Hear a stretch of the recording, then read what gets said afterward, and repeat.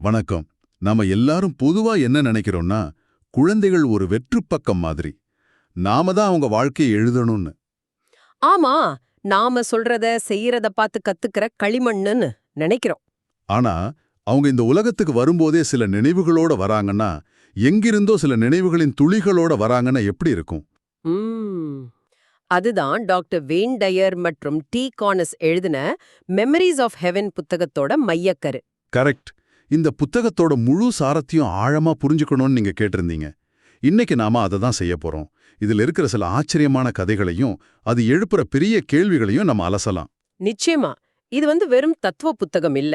உலகம் முழுசும் இருந்து ஆயிரக்கணக்கான பெற்றோர்கள் அனுப்புன நிஜ அனுபவங்களோட தொகுப்பு. ஓ! ஆமா, குழந்தைங்க பேச ஆரம்பிச்சதும் திடீர்னு ஒரு நாள் அவங்க சொல்ற சில விஷயங்கள் பெத்தவங்கள அப்படியே ஸ்தம்பிக்க வச்சிடும். நான் பிறக்கிறதுக்கு முன்னாடின்னு ஆரம்பிப்பாங்க. ஆமா, அந்த ஒரு வரி நம்மளோட எல்லா புரிதலையும் கேள்வி கேட்கும். இந்த புத்தகத்தோட ஆரம்பமே அப்படி ஒரு தருணத்துல தான் இருக்கு. ஆமா, இணைய ஆசிரியர் டி கார்னஸ் அவங்களோட 18 மாச குழந்தை மார்க்கஸ் கிட்ட சும்மா கேக்குறாங்க, நீ எங்கிருந்து வந்த அப்படின்னு. அந்த குழந்தை வானத்தை பார்த்து கை காட்டியிருக்கு. அப்புறம் கடவுள் எப்படி இருப்பார்னு கேட்டதுக்கு, ஒளி, லைட் அப்படின்னு ஒத்த வார்த்தையில பதில் சொல்லியிருக்கு. யாருமே சொல்லி கொடுக்காத ஒரு குழந்தைங்க கிட்டேந்து வர்ற இந்த மாதிரி பதில்கள் தான் இந்த புத்தகத்தோட ஆன்மா. சரி, அப்போ முதல் பகுதிக்குள்ள போலாம். சொர்க்கத்தை பற்றிய நினைவுகள். ம். வேன் டயர் இத குவயட் மைண்ட்ஸ், அதாவது அமைதியான மனம்னு சொல்றாரு. ம். அதாவது குழந்தைங்களோட மனசு இன்னும் இந்த உலகத்தோட தர்க்கத்தால சந்தேகத்தால நிரம்பல. அதனால அவங்க எங்கிருந்து வந்தாங்களோ அந்த இடத்தோட நினைவுகள் இன்னும் மங்காம இருக்கு. ஓ, கவிஞர் வேர்ட்ஸ்வர்த் சொன்ன மாதிரி, நமது பிறப்பு என்பது ஒரு உறக்கமும் மறதியும் தான். ஆனா இங்க ஆனா சில குழந்தைங்க முழுசா மறக்கலங்கிறது தான் இங்க பாயிண்ட். ஆமா, அந்த சாரனாங்கிற சிறுமியோட கதை அது ஒரு நல்ல உதாரணம். அவ சில சமயம் ரொம்ப மனசோடைஞ்சு அழும்போது, நான் வீட்டுக்கு போகணும்னு சொல்வாளாம். அவ ஏற்கனவே அவ வீட்ல தான் இருக்கா. ஆனா அவ சொல்ற வீடு வேற.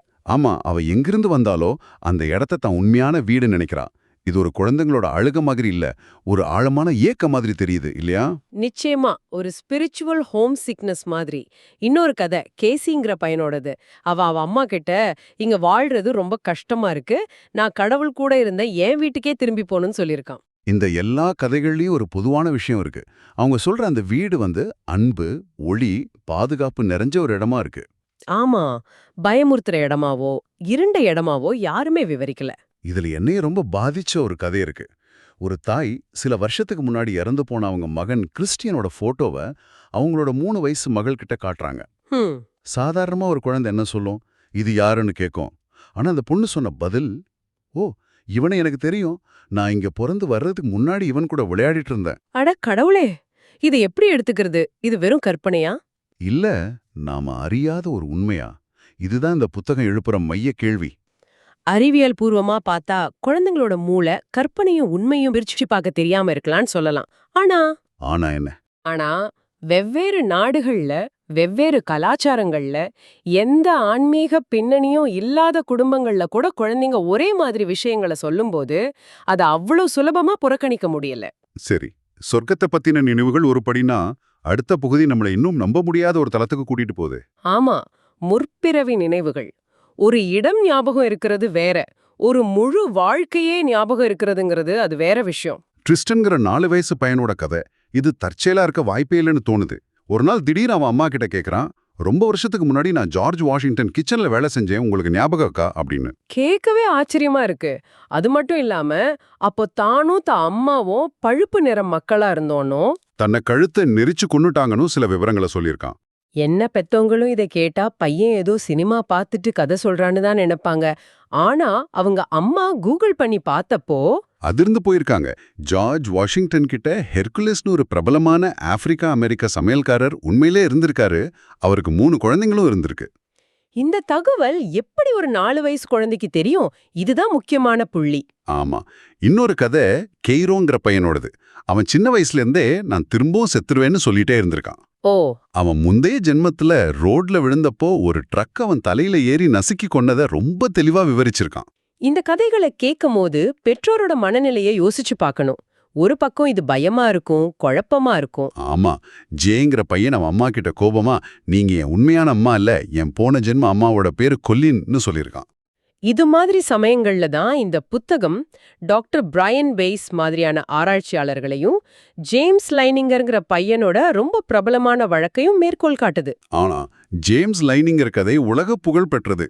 2ஆம் உலகப் போர்ல கொல்லப்பட்ட ஒரு விமானியோட வாழ்க்கைய பத்தி அவ்வளவு துல்லியமான தகவல்களை கொடுத்தான். விமானத்தோட வகை, அது புறப்பட்ட கப்பலோட பேரு, கூட வேலை செஞ்ச விமானிகளோட பேர் வரைக்கும் எல்லாமே சரியா சொல்லியிருக்கான். இந்த அளவுக்கு சரிபார்க்கக்கூடிய தகவல்கள் வரும்போது இத வெறும் கற்பனைன்னு ஒதுக்க முடியல. ஆன்மா தொடர்ந்து பயணிக்குதுங்கிற கருத்துக்கு இது வலு சேர்க்குது. சரி, இங்க ஒரு முக்கியமான கேள்வி வரலாம். இந்த மாதிரி நினைவுகள் ஏன் சில குழந்தைங்களுக்கு மட்டும் வருது, எல்லாருக்கும் ஏன் வரல? ஆமா, எனக்கும் அந்த கேள்வி இருக்கு. இந்த புத்தகம் அதுக்கு நேரடியான பதில் சொல்லல.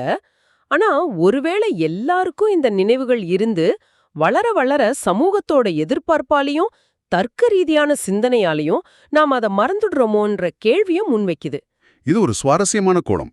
சரி, சொர்க்கம், முற்பிறவி இதெல்லாம் தாண்டி அடுத்த பகுதி நம்ம குடும்ப உறவுகளை பத்தின பார்வையே மாத்தக்கூடியது. ஆமா, குழந்தைகள் தங்களுக்கு வேண்டிய பெற்றோரை அவங்களே தேர்ந்தெடுக்கறாங்கன்னு இந்த புத்தகம் சொல்லுது. கேட்கவே ஒரு கவிதை மாதிரி இருக்கு.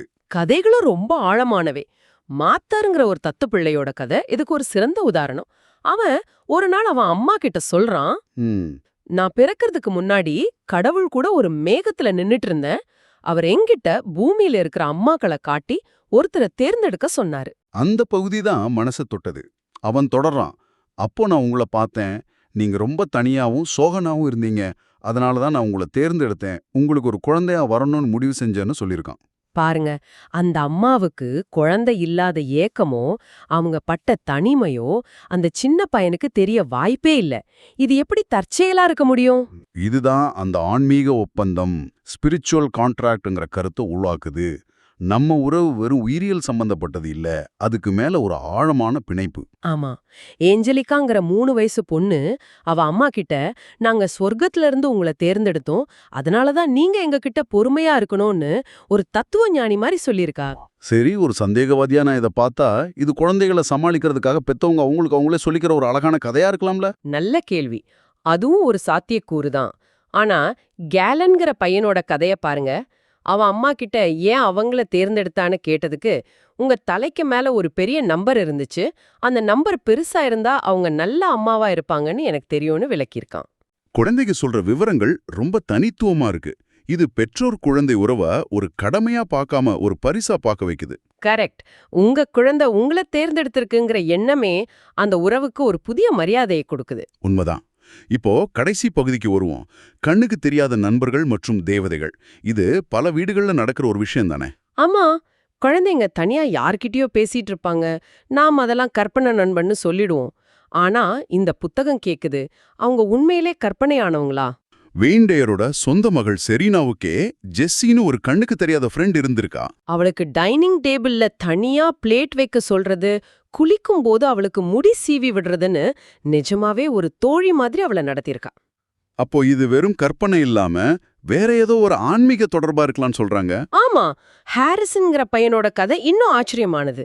அவன் ஆர்ச்சேஞ்சல் மைக்கேல ஒரு சூப்பர் ஹீரோ தேவதைன்னு விவரிக்கிறான். ஓ, அவர்கிட்ட வெள்ளை அங்கியும் மஞ்ச பெல்ட்டும் ஒரு வாளும் இருந்துச்சுன்னு சொல்றான். இந்த விவரம் உனக்கு யாரும் சொல்லி கொடுத்ததில்ல. இன்னொரு தாயோட 2 வயசு மகள் ராத்திரி தேவதைகள் அவ ரூமுக்கு வந்து பாப்பாங்கன்னு சொல்லியிருக்கா. ஒரு தடவை ரூம்ல கூட்டம் அதிகமா இருக்கு, தூங்க முடியல, அவங்கள போக சொல்லுங்கன்னு அம்மா கிட்ட கேட்டிருக்கா. கேட்கவே மைசில் இருக்குது. காலையில கேட்டப்போ பரவாயில்ல, மைக்கேல் மட்டும் என் கட்டில் கால் கிட்ட இருந்தாரு, அவர் என்னைய பாதுகாத்தாருன்னு சொல்லியிருக்கா. இதுல முக்கியமான விஷயம் குழந்தைகளோட இந்த அனுபவங்களை நாம எப்படி எதிர்கொள்றோங்கிறது தான். அதெல்லாம் சும்மான்னு சொல்லாம திறந்த மனசோட கேட்கணும். அப்படியா, அப்புறம் என்னாச்சுன்னு விசாரிக்கணும். சரி, அப்போ இந்த புத்தகம் முழுசும் இருந்து நாம எடுத்துக்க வேண்டிய முக்கிய செய்தி என்ன? இந்த ஆழமான அலசல் மூலமா குழந்தைகள் வெறும் களிமண் இல்லைங்கிறது தெளிவா தெரியுது. ஆமா, அவங்க சொர்க்கம், முற்பிறவி, ஆன்மீக உயிரினங்கள்னு பல ஆச்சரியமான நினைவுகளோட வராங்க. நாம செய்ய வேண்டியதெல்லாம் ஒன்னே ஒண்ணுதான். அவங்க சொல்றத திறந்த மனசோட கேட்கறது. மிகச்சரியா சொன்னீங்க. குழந்தைகளை நாம கற்பிக்க வேண்டியவங்களா பார்க்காம நமக்கு கற்பிக்க வந்த ஆன்மீக வழிகாட்டிகளா பாருங்க. வெயின் டயர் சொல்ற மாதிரி எல்லாவற்றுக்கும் திறந்த மனசுடன் இருங்கள், எதையும் பற்றிக் கொள்ளாதீர்கள். இந்த அணுகுமுறை நம்ம உலகத்தையே வேற மாதிரி பார்க்க வைக்கும். ஆனா இந்த உரையாடல் முழுசும் ஒரு கேள்வி மட்டும் மனசுல ஓடிட்டே இருக்கு. என்ன கேள்வி? இந்த குழந்தைகள் சொல்ற விஷயங்கள் எல்லாம் உண்மையா இருந்தா அது நம்ம வாழ்க்கைய பத்தி என்ன சொல்லுது? அதுதான் இந்த புத்தகம் நம்ம கிட்ட விட்டுட்டு போற இறுதி சிந்தனை. இந்த கதைகள் உண்மையா இருந்தா நாம வெறும் 80 வருஷ ஆயுள் கொண்ட உடல்கள் இல்ல, நாம காலத்தால் அழியாத ஆன்மாக்கள். நம்ம உறவுகள் தற்காலிகமானவை இல்ல, அது பல ஜென்மங்கள் தொடரக்கூடியது. ஆமா, பிறப்பு ஒரு தொடக்கமும் இல்ல, இறப்பு ஒரு முடிவும் இல்ல. இது ஒரு நீண்ட பயணத்தோட ஒரு பகுதி மட்டும்தான். இந்த பார்வை நம்ம அன்றாட பிரச்சனைகளையும் இழப்புகளையும் பார்க்கிற விதத்தையே மாத்திடும். ஆனா ஒரு புதிர் இருக்கு. ஆமா, குழந்தைங்க வளர வளர ஏன் இந்த நினைவுகளை மறந்துடுறாங்க? நம்ம பள்ளிக்கல்வி, சமூகத்தோட அழுத்தங்கள் எல்லாவற்றையும் தர்க்க ரீதியா பார்க்கணுங்கிற கட்டாயம், இதெல்லாம் உங்களோட அந்த ஆன்மீக தொடர்பை துண்டிச்சிடுதா? அப்படியென்றால் பெரியவங்களான நாம இழந்த அந்த உள்ளுணர்வையும் ஆழமான நினைவுகளையும் திரும்ப பெற ஏதாவது வழி இருக்கா? அல்லது இந்த உலகத்துல வாழ்றதுக்கு அந்த மறதி அவசியமானதா? இத பத்தி நீங்க என்ன நினைக்கிறீங்கன்னு யோசிச்சு பாருங்க.